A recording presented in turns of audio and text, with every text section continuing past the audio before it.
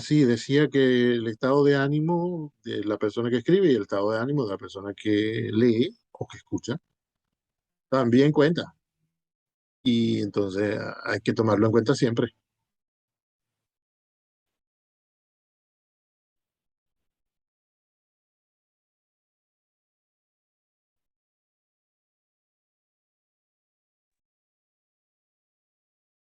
Ajá.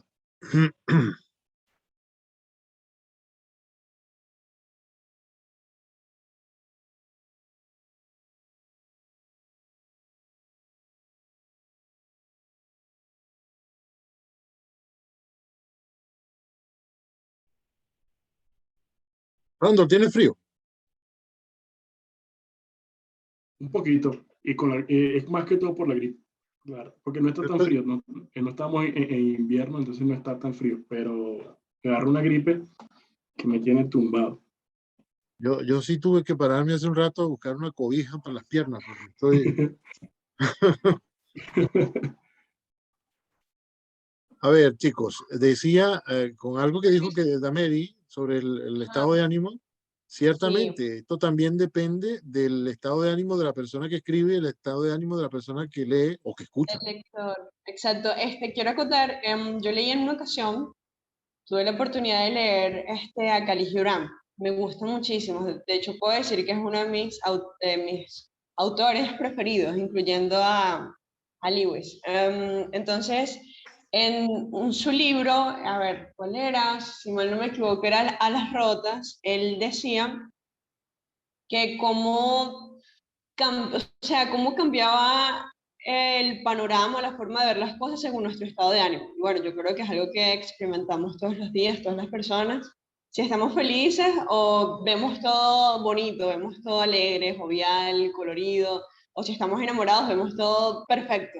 En cambio, si estás triste o si recibiste una mala noticia, eso mismo que según tu estado de ánimo te llevó a pensar que era colorido, era alegre, puede tornarse triste o de alguna forma nuestra mente va a relacionarlo con según nuestro estado de ánimo. Entonces yo creo que es casi, no me atrevo a decir que es lo más importante, pero sí que tiene una influencia bastante relevante. O quizá unas veces tiene más importancia que otras, pero siempre es importante. Ujú. Aquí estaba levantando la mano después de Juan Pablo, Francisco, que todavía se está conectando. Vamos a ver. Francisco, ah, sí, creo que ya entró.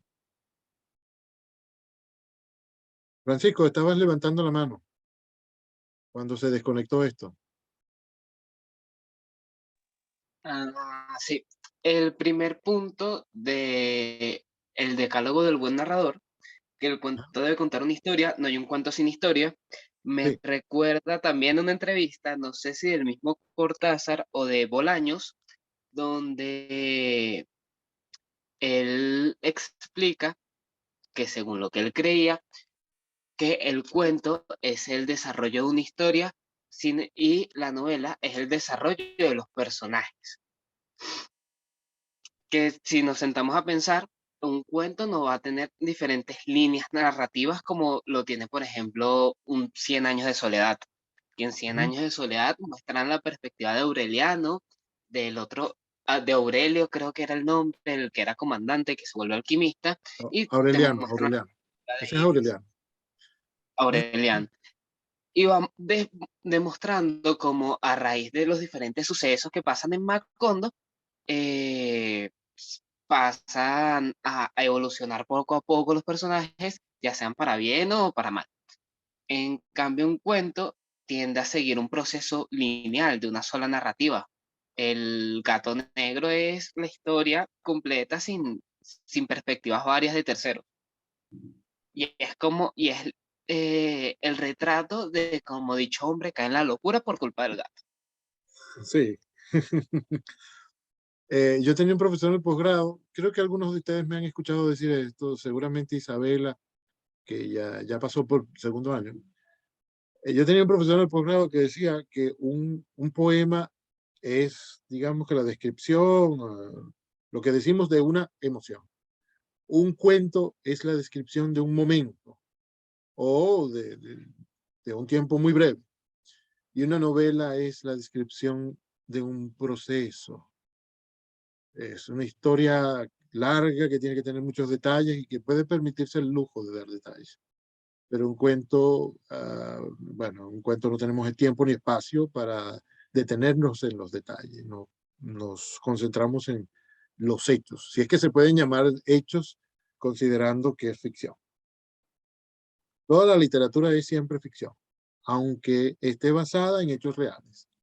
Porque una vez que uno empieza a contar como cuento, como novela, como poema, como obra de teatro, como cualquier forma de narración, una vez que uno empieza a narrarlo artísticamente,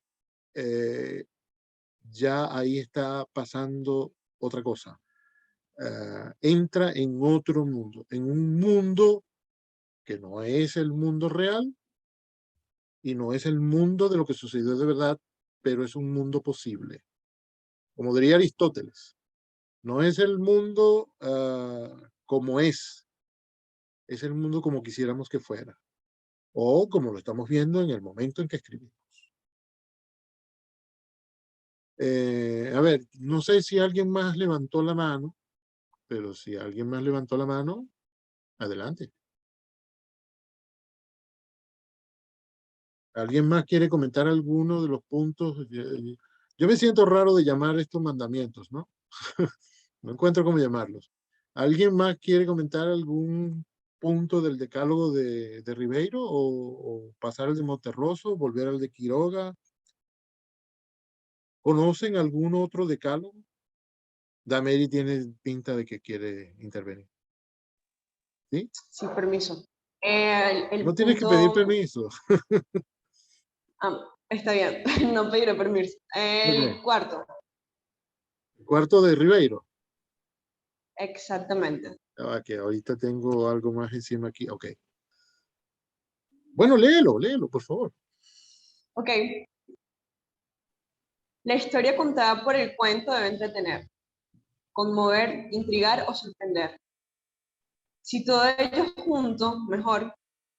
Si todo ello junto, mejor, perdón. Si no logra ninguno de estos efectos, no existe como cuento. Me llamó mucho la atención este punto porque narra estas características como el objetivo del cuento. Es decir, que de algún modo tiene que cautivar al lector, porque si no, no es un cuento. Y bueno, lo relaciono directamente con lo que usted dijo, que el cuento es como un momento. O sea, que la poesía, o sea, digamos que es la herramienta con la que se manifiesta una emoción, el cuento el momento y la novela un proceso. Entonces, el cuento en resumen debe tener, o sea, como mínimo uno de estos factores, de estas características para que pueda ser llamado un cuento. Y bueno, lo comento porque lo relacioné con lo que usted acaba de mencionar. Así. Muy bien. Si Ribeiro llegó a esa conclusión, debe ser que se encontró suficientes veces con esta situación, digamos. Randall. Por acá estoy. Sí. No, solo quería como agregar dos cositas. Yo no recuerdo si esto lo vimos en una clase de lengua española o en algún maestro o alguna reunión de las muchas cosas que se hacen en la universidad, que usted tocó el punto de Ribeiro con este cuarto, pero pues en aquel momento no era el número 4.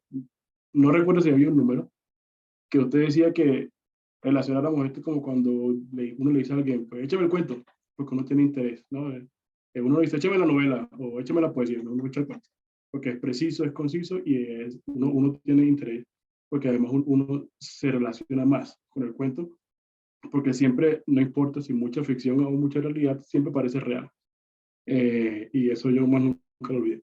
Y ahorita cuando, pues, esto yo no lo había leído completo, sino hasta ayer, y me acordé de cuando hicimos el taller de escritura con Gamero Contín allá en la escuela, que él hacía muchas analogías con las flores. Y ahorita que yo lo leí, yo dije, pues claro, sí, creo que lo escribí hace ratico, bueno, lo escribí hace ratico, que yo decía, el cuento sí es en efecto una flor, lo que no es, aunque sea una flor, no es una rosa, ¿sí? Porque la rosa tiene muchos pétalos y es difícil como ver qué hay por allá adentro. El cuento también es una flor, con su propia fragancia, pero está más expuesta que la rosa o estas flores súper adornadas, súper decoradas de pétalos. Randolph, yo hace un tiempo me acordé de ese diagrama de Eberto Gamero Contín, que dibuja como una flor. Yo no sé si, Una flor. si ese diagrama o ese sistema para explicar el cuento lo creó él o lo está tomando de otro autor, pero yo estuve buscándolo entre mis archivos y no encontré nada de eso. ¿Tú tendrás algo de eso? Yo debería tenerlo, pero no sé si lo tengo ni dónde. Pero sí, Bueno, sí, él usaba me gustaría encontrarlo alguna vez bueno, para explicar el cuento también así, que a mí cuando yo lo vi, que él lo presentó, me pareció ingeniosísimo. sí. Sí, es muy útil, muy útil. Entonces, bueno, si lo encontramos, lo compartimos, ¿sí? Bueno, muy bien. ¿Y qué más? ¿Quién quiere comentar algo más? Isabela, ¿cómo estás? Excelente.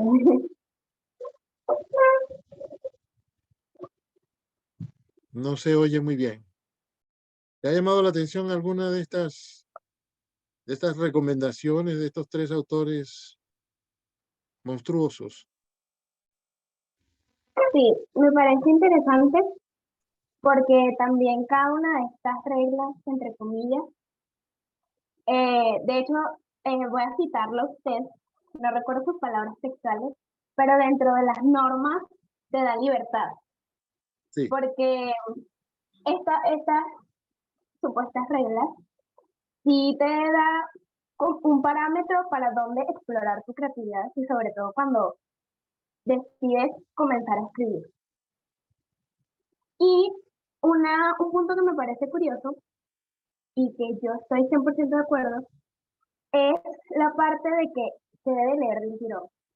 Y para mí, eso se refleja mucho en el estilo de cada autor, ¿no? Pero para mí es usar el lenguaje lo más sencillo posible.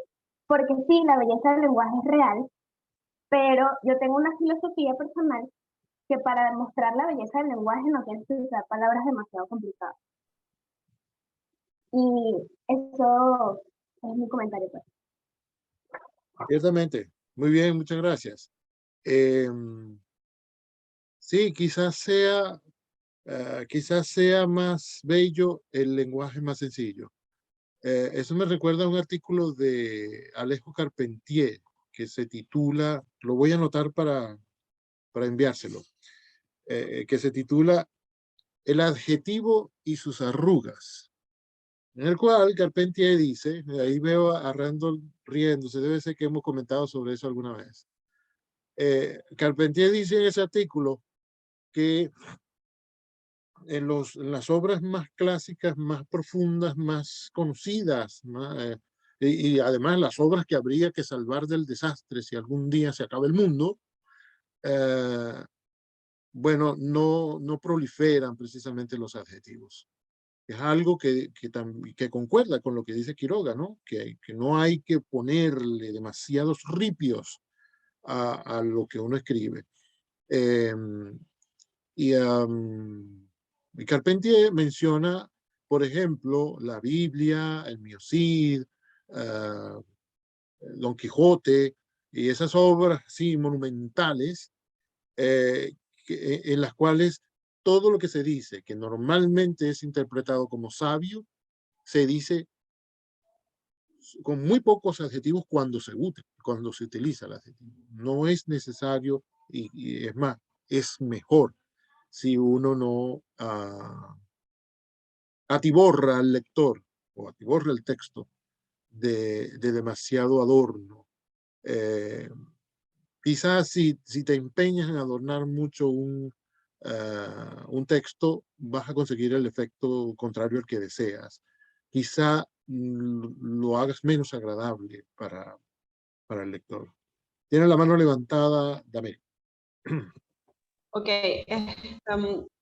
me gustaría acotar sobre este punto acerca de transmitir nuestras ideas de una forma simple y creo que un factor que quizá influye o la razón por la que quizás esto se ha practicado es para que la intención, o sea, la intención del autor es que el mensaje llegue a todo público. Es decir, es libre de jergas, de ciertas palabras, para que todo público lo pueda leer. Sea una persona estudiada académicamente, sea una persona que simplemente practica un oficio. El propósito es transmitir la idea. Y si el medio para eso es hacerlo de una forma simple, para que pueda llegar a cualquier público, de cualquier nivel, de cualquier conocimiento, de cualquier lugar del mundo, es la mejor forma de hacerlo llegar de una forma rápida. Quizá meditando en eso podría ser una posible razón. No puedo dar certeza total de eso, pero sí me parece bastante interesante. ¿Alguien quiere comentar algo sobre esto que dice Dameri?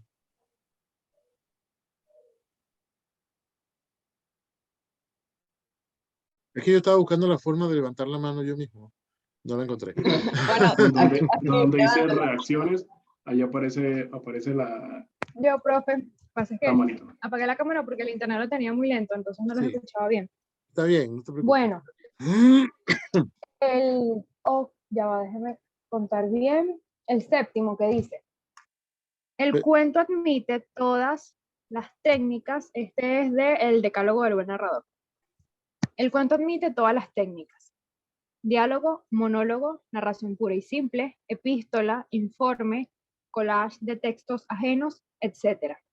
Siempre y cuando la historia no se diluya y pueda el lector reducirla a su expresión oral. Me parece increíble porque en relación a lo que estoy viendo en el taller de narración oral, antes, cuando no existían tantas opciones de plasmar, digamos de manera escrita, las historias, los cuentos, ellos se transmitían, era de forma oral, o sea, las familias se reunían a contar, a narrar, sí, cuestiones de ellos mismos, cuestiones culturales, históricas, y lo hacían de una manera que quedara bien grabado los detalles, o sea, lo repetían y lo repetían, para que las futuras generaciones pudiesen transmitirlo, digamos que sin tantas variaciones, o ser lo más legítimo al original. Y me parece interesante porque rescato lo que usted comentaba al inicio, que sea de manera oral o de manera escrita, se correlacionan. Y tomando también lo que dice Damery, que a diferencia de los otros géneros, que también está dentro de uno de los mandamientos, el cuento tiene sus características que lo hacen único.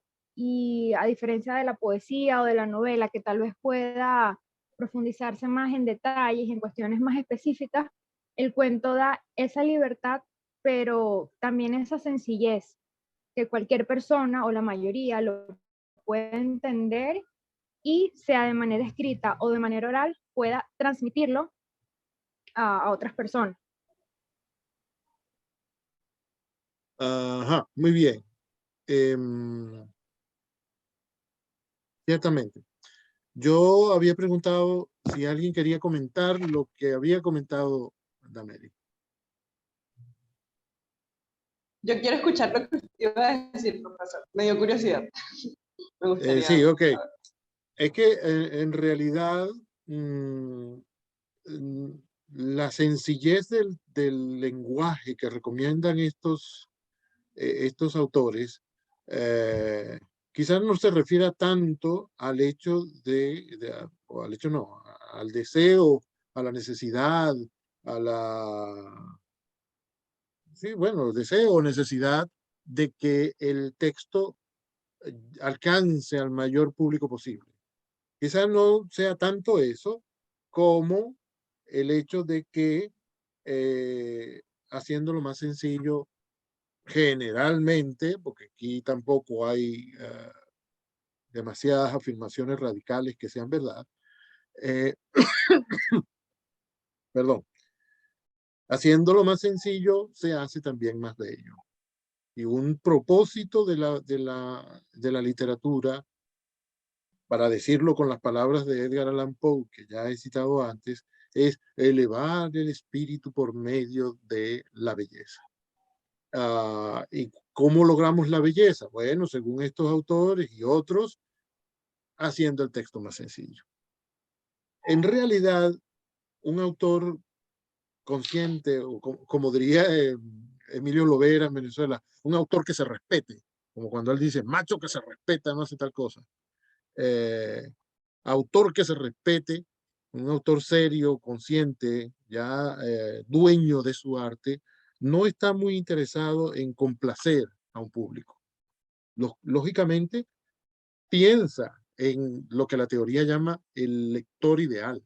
Es decir, ese lector que tiene el autor en la mente y en el espíritu y al cual se dirige. No sabemos, nunca vamos a saber, el autor nunca va a saber si en el mundo existen 2 o 3 o 10 millones de esas personas, de esos lectores que son los que van a comprender totalmente o al máximo su obra.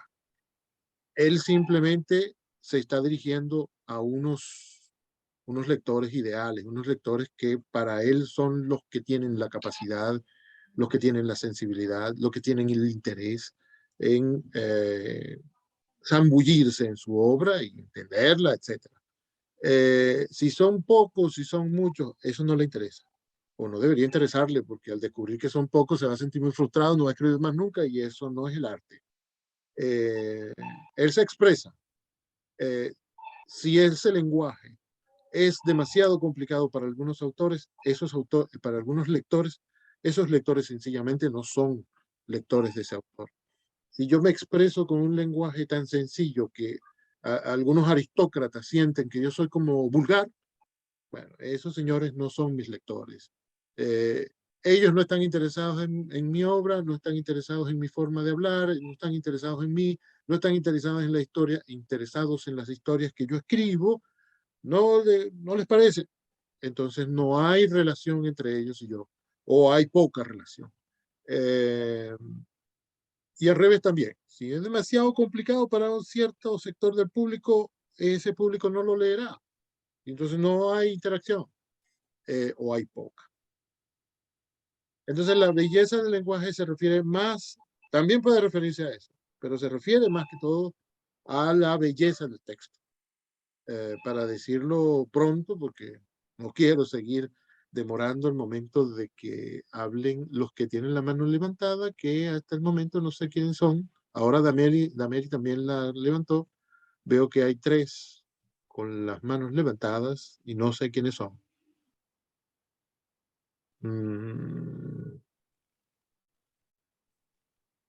Bueno, adelante. Sí, me adelanto Brandon. yo, que era por lo que Parece que era el primero. Por lo que decía Mary, pues más o menos lo que ya venía diciendo usted, porque al final Quiroga lo dice, ¿no? Cuenta como si tu relato no tuviera interés más que para el pequeño ambiente de tus personajes, de los que pudiste haber sido uno.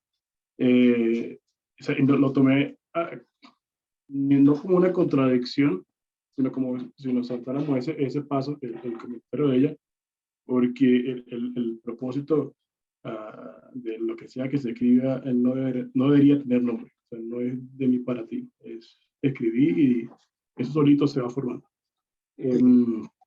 Entonces, pero eso también al mismo tiempo lo relacioné con el asunto de la simplicidad de la palabra que se usa, cuando aquí hablan de que no exageren con pues, los adornos y eso, o sea, no están limitando a la escritora que use cierto adjetivo o ciertos adjetivos.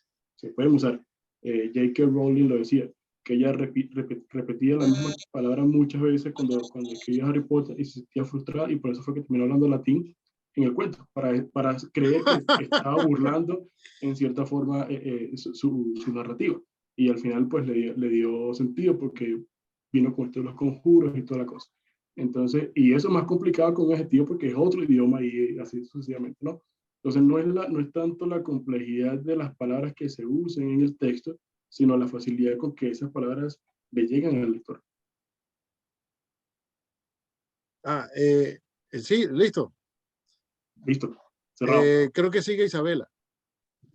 Sí, bueno, voy a continuar con la idea de Randall, porque De hecho, la belleza de un texto también va a depender de la persona que lo lea, porque ningún texto va a estar completo hasta que el lector lo termine y lo reconstruya. Sí. Entonces, eh, entonces esa belleza también va a depender de tanto de quien escribe como de quien lo lea, y esa interconexión y esa relación que es asíncrona, pero que existe al momento de escribir y de leer. Ciertamente. Dameri. Ok. Es muy interesante porque al tiempo que ustedes están comentando sus puntos de vista, lo que consideran, me surgió, digamos que quizá otra cosa que interviene y es más importante dependiendo, ¿no? Entonces se me acaba de ocurrir ahorita, es que quizá no es tanto el autor, o sea, desde un punto de vista de motivación, o sea, la motivación, la que motiva al autor a escribir su obra, el mensaje que quiere transmitir, su texto, es lo principal, indiferentemente de la audiencia, que, o sea, él pensará, bueno, Sí, de esto que estoy sí. escribiendo tiene que haber una audiencia selecta a la cual le agrade. Pero, por otro lado, también considero que es algo bastante relativo, porque, ok, puede haber a cierta audiencia a la que le agrade tu historia, tu texto, pero también creo que hay etapas. Por ejemplo, cuando yo, o sea, aproximadamente hace como un año, 2 años, yo leí a José Balsa, leí casi o sea, sus mini, creo que ejercicios narrativos se llamaba, si mal no me equivoco. Sí, sí. Y los leí todos y toda la cuestión, y en ese momento, en esa etapa de mi vida, también cuando llegué a leer, tuve la oportunidad de leer Teresa de la Parra, para ese momento de mi vida fue como que lo máximo, porque era algo absolutamente nuevo para mí, y lo recibí con mucho gusto, pero quizás si lo leo hoy en día, sigo siendo la misma persona, pero si lo leo hoy en día, o en otra etapa de mi vida, bien sea ahorita, bien sea adulta, quizás ya no voy a ser ese público a la cual le agrada o le complazca la historia. Entonces, por esa razón creo que es algo narrativo. Que sí, que puede haber una cierta audiencia a la cual le agrade tu obra, pero quizás esa cierta audiencia va a cambiar o va a evolucionar o simplemente ya no va a ser tu audiencia dentro de unos 5 años, por ejemplo. Creo Sí. que depende también mucho la etapa del lector. O, sí, porque ya digamos que la del autor no influye mucho ya que la obra ya está escrita, ya está plasmada. Ya una vez que el escritor pues, plasma su obra, lo demás queda de parte de los lectores. Y sus lectores pueden ser relativos, pueden evolucionar, cambiar. Este año le gustó y posiblemente el próximo año ya no le gusta porque cambió su forma de parecer, de ver las cosas. Entonces, creo que también es algo que... Es cierto, eso es lo que la teoría, y a eso se refería Isabela, la teoría dice que el texto no está completo. Es más, la teoría dice una cosa mucho más radical incluso. El texto no existe mientras no ha sido leído. Cuando el lector abre el libro, o bueno, abre la página web, puede ser también ahora, ¿no? Cuando el lector abre el libro y comienza a descifrar los signos que están escritos ahí, comienza a existir el texto. Porque es entonces cuando empieza a existir la comunicación que envía el autor al lector. Como cuando uno está lanzando su voz al aire, mientras no haya un oído que ponga atención, no hay comunicación, no hay texto. Sí, sí, eso puede pasar así, totalmente. Esa simbiosis es bastante comparable con la religión, ¿no? Porque el lector no significa otro. El lector es el mismo autor. O sea, si uno escribe y uno lo lee, ya le dio vida, o sea, ya existe. Entonces, mientras haya alguien que crea en Dios, existe. Y así sucesivamente. Entonces, también es como recordar que el lector no es un segundo, un tercero, es la posición que uno adopta después que deja la otra. Fíjate que sí, la etimología de la palabra religión también corrobora eso. La raíz de la palabra religión es ligar, relacionar, ¿no? Cuando empieza a ver la relación, cuando se conecta uno con otro, hay liga o ligamento, hay religión. Bueno, otra cosa es el significado del sufijo re, ¿no? Pero bueno, sí, también sí, ahí hay una imagen que también es significativa en ese sentido, ¿sí?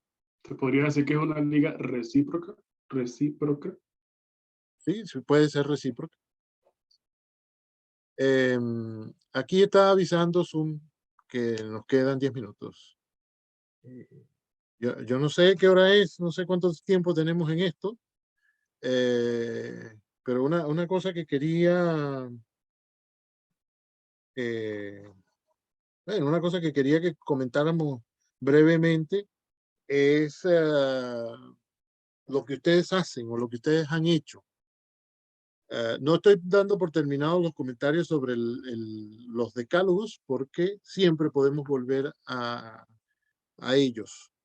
Pero sí me gustaría, y supongo que 10 minutos no van a alcanzar, pero quizá podamos reiniciar unos 10 minutos más para terminar. No quiero cansarlos. Ya deben estarse durmiendo de mí por causa mía. Quisiera que comentáramos un poco acerca de lo que hacemos. Y dije antes lo que ustedes han hecho, lo que ustedes están haciendo. Y esa es la razón por la que les pedí en algún momento que nadie me hizo caso. No, sí me hicieron caso. Isabela y Randall enviaron los textos que yo dije que, bueno, que había que enviar al principio. No hay ningún problema. Siempre se pueden enviar. Si no tienen nada que les parezca bueno para enviarlo, no hay problema. Pero un taller se supone que tiene que generar, como dice Luisa Teresa, Randall, un producto. O sea, uno va a un taller de cerámica y bueno, llega a su casa con una tacita que uno hizo, ¿no? Mira, mamá, hice esta tacita en el taller. Aprendí a hacer tazas, ahora no importa si se quiebran. Yo voy a hacer las tazas que se quiebren. Eh, Dameri dice que tiene disponibilidad hasta las 10. Yo tengo disponibilidad hasta las 3 más o menos de la mañana. Pero tengo que cenar.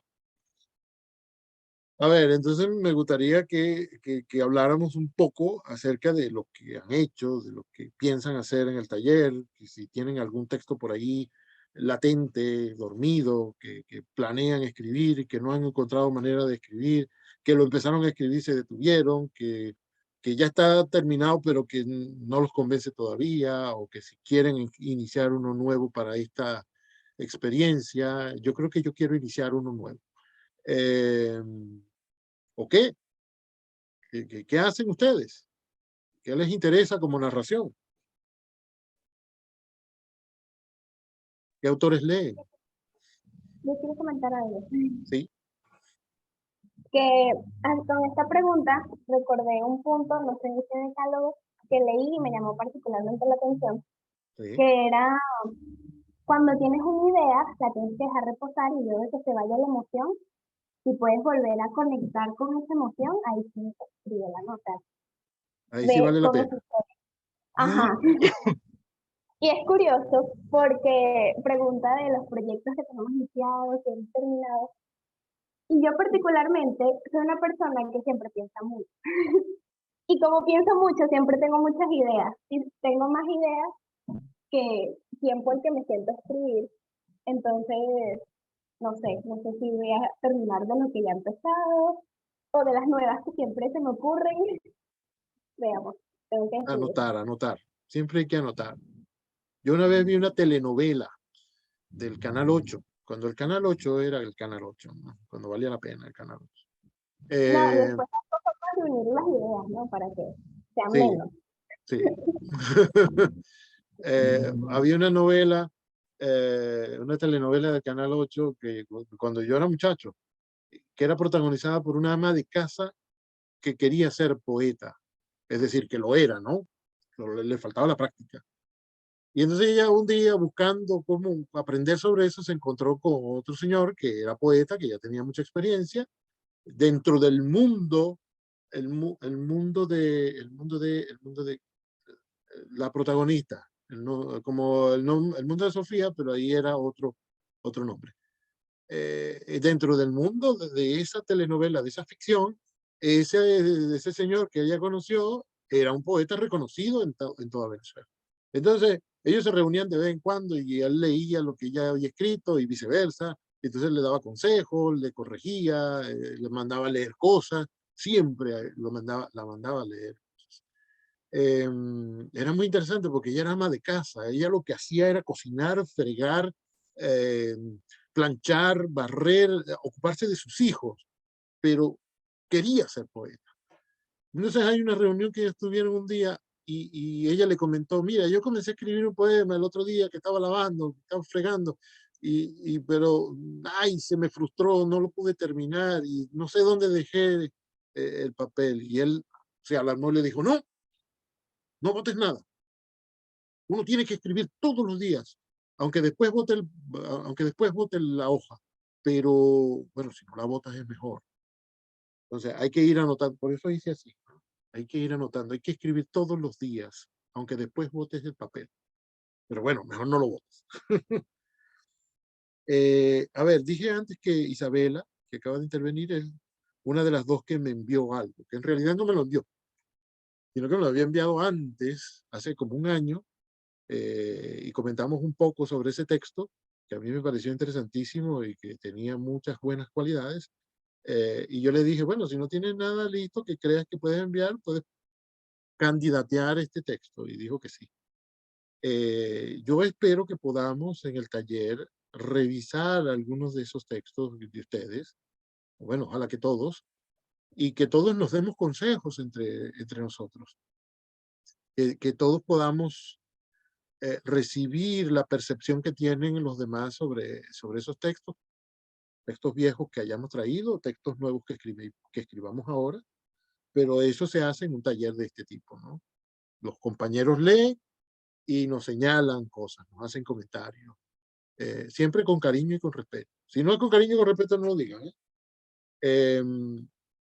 Y así uno va aprendiendo cosas de la percepción de otros lectores, de lectores que están interesados también en esta cosa, y que tienen una sensibilidad especial, que han leído material pertinente, bueno, y que ahora están ayudando porque sienten que están embarcados en el mismo bote, ¿no? Entonces, ¿hay alguien que vaya a enviar algo como pedía yo al principio, antes de que comenzáramos? ¿Alguien quiere hablar de ese texto que está pensando que sea el producto de este taller? ¿Su producto particular?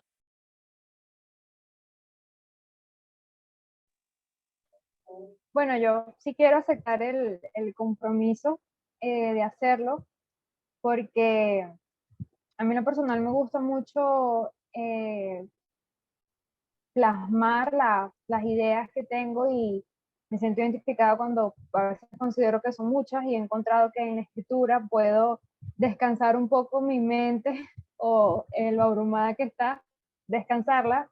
Me pasó algo este año que se hizo como una actividad para enviar historias, creo que era en el aniversario de la escuela de idiomas, y me pasó que al inicio estaba muy entusiasmada porque es algo que, digamos que por hobby o a veces jugando con mis amigos, me ha tocado hacer historias de ellos y o sea, me ha entretenido mucho y lo vi como una oportunidad, pero al final, digamos que yo misma me saboteé porque, no sé, pensé que no, me ganó más la emoción del momento que adquirir bien el compromiso de que lo iba a terminar y bueno, al final nunca lo envié.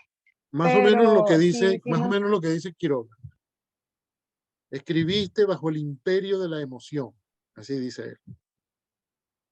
Ajá. tal cual. Sí. Entonces, bueno, es distinto cuando, o sea, tal vez en ese momento yo era la única que había aceptado el compromiso y bueno, si no lo hice, yo misma, yo era la única que lo sabía, pero ya al adquirir el compromiso delante de otros es como mayor la responsabilidad o tal vez la motivación de terminar lo que se empieza. Entonces, bueno, me voy a Mm, animar a hacerlo, ahora sí. ok, se va a cortar. Vamos a volver a conectarnos para despedirnos porque yo creo que ya estoy abusando de ustedes. Bueno, Permiso, ya. profesor, me gustaría hacer algo, una pregunta que ¿importa, digamos que la cantidad de letras en el texto? ¿Tiene que ser Ujú. muy largo? ¿Tiene que tener un mínimo? Simplemente lo que querramos. Lo que quieran. Cantidad de letras, dices. Ujú. De letras o de palabras, Más bien de palabras. No, no, no. Tú presenta lo que el sea. texto que te parezca apropiado.